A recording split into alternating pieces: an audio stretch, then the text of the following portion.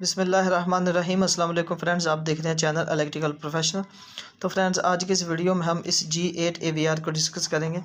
आज की इस वीडियो में हम ये सीखेंगे कि इस AVR को जनरेटर पर कैसे इंस्टॉल किया जाता है, इसके कनेक्शंस कैसे किए जाते हैं। तो ये आपके सामने F पॉजिटिव और F नेगेटिव, ये जो दो टर्मिनल हैं, यहाँ पर आपने जो आपके एक्साइटर स्टेटर से दो वायर आ रहे होते हैं, आपने वो यहाँ पर लगाने होते हैं।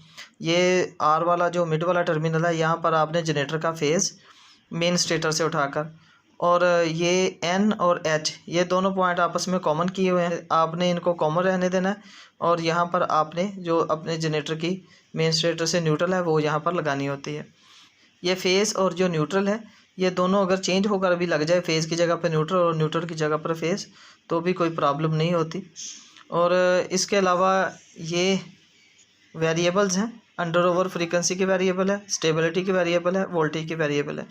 अंडर ओवर जो फ्रीक्वेंसी की जो वेरिएबल है, ये फैक्ट्री कैलिब्रेटेड होती है, इसको आपने नहीं छेड़ना होता। स्टेबिलिटी की वेरिएबल नॉर्मल, फुल और एंड चेक करके, स्टार्ट और फुल चेक करके, इसको आपने नॉर्मल मिड में रखना होता है। अगर जनरेटर के वोल्टेज की में कोई वेरिएशन हो तो यहाँ से आपने इसको क्लॉकवाइज एंटी क्लॉकवाइज छेड़कर, थोड़ा सा घुमाकर, तो आपने जो वोल्टेज की वेरिएशन है उसको सेट करना होता है।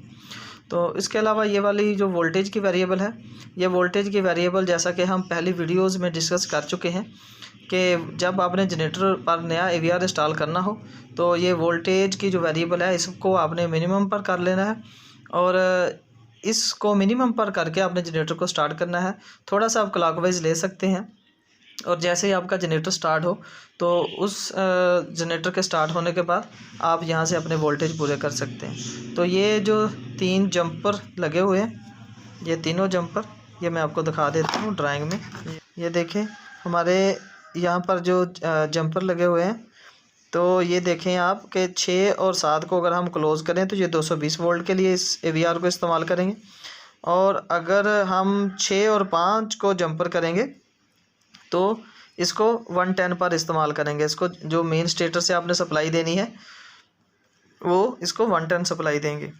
और ये वाला जो 3 और 4 वाला पॉइंट है, अगर ये क्लोज़ इसको कर देंगे, इसके ऊपर जो जंपर लगा हुआ है वो डाल देंगे, तो ये 50 HZ पर इस्तेमाल होगा AVR। अगर इसको ओपन कर देंगे तो ये 60 HZ के लिए इस्तेमाल होगा।